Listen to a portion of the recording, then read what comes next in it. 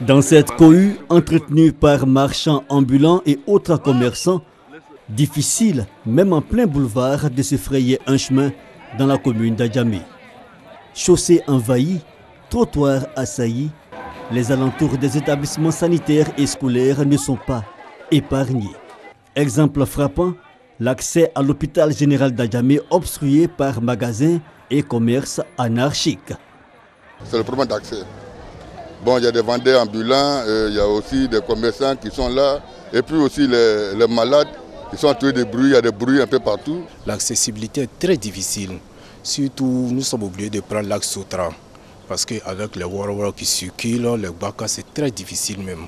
Souvent il y a des conteneurs même qui sont stationnés juste devant l'hôpital, on est carrément bloqué. On a des malades dedans, on veut sortir, on ne peut pas. On est obligé d'attendre 30 à 15 minutes, 20 minutes avant qu'on ne puisse dégager les accès.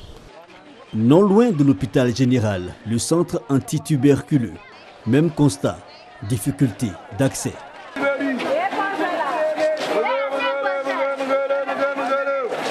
À un jet de pierre, les lycées Nangui à Brogoua et Ariste d'Adjamé. Les différentes entrées pratiquement confondues aux étals de marchandises, une situation qui dure depuis plusieurs années. Élèves et enseignants exposés à divers tracas et il y règne une atmosphère d'insécurité. Lorsque tu dis à quelqu'un que tu es au lycée moderne Nangui à Brogoua, il dit « Ah, tu es dans le marché là ». Et déjà, c'est mal vu. Et encore ensuite, devant le lycée, on fait palabre et les commerçants pour passer. En classe, souvent lorsqu'on fait les cours, il y a des commerçants qui mettent de la musique très très forte. Le prof, il est là à expliquer ce qu'il faut faire.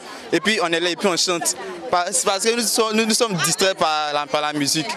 Quand on est en classe, on compose. Quand ils crient au dehors pour vendre, ça nous déconcentre un peu. Ils disent quoi comme ça? Ils disent tomates 200, oignons 100 francs. Il y a les escargots, ils crient, venez acheter, ça nous déconcentre un peu. Nous rencontrons d'énormes difficultés pour avoir donc accès d'abord à notre établissement. Donc cela entraîne donc un problème d'insécurité totale. D'insécurité parce qu'il y a des gens qui profitent dans ces situations confuses pour venir même agresser nos élèves. Des commerçants néanmoins conscients des désagréments causés par leur présence. Avant, là, le portail de l'école n'était pas ici. C'était l'autre côté. C'est pour ça là, c'est devenu un marché.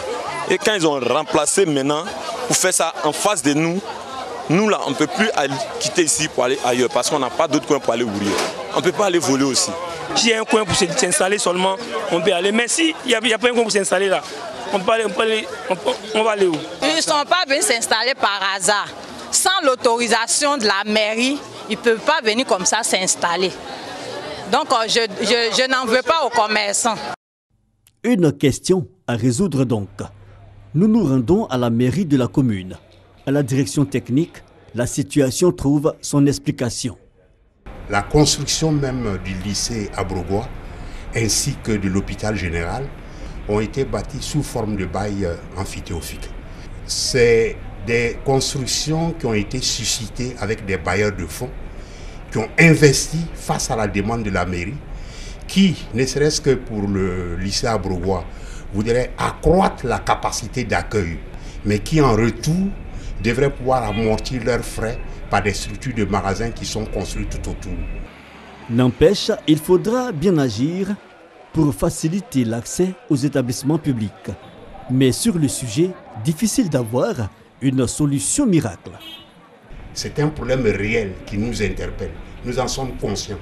Nous sommes en train de chercher les voies et moyens pour essayer de mettre fin à cela. Et c'est un problème épineux en même temps. C'est l'occasion pour nous de crier presque notre impuissance. Nous étions donc dans l'obligation de adresser un courrier au ministère de l'Intérieur pour avoir un appui sécuritaire beaucoup plus consistant afin de pouvoir mener l'opération. Parce que même les forces de l'ordre d'Adjamé seules ne nous ont pas permis de faire le dégagement. Mais la solution, la vraie solution, est la sensibilisation. Que l'Ivoirien en prenne conscience. La sensibilisation reste alors la seule arme selon les autorités municipales. Celles-ci entendent accentuer les campagnes locales sur le changement des mentalités. La santé et l'éducation devant être au premier chef une priorité pour tous. Mais en attendant, les commerçants règnent en maître sur les abords et alentours des établissements sanitaires et scolaires de la commune d'Adjamé.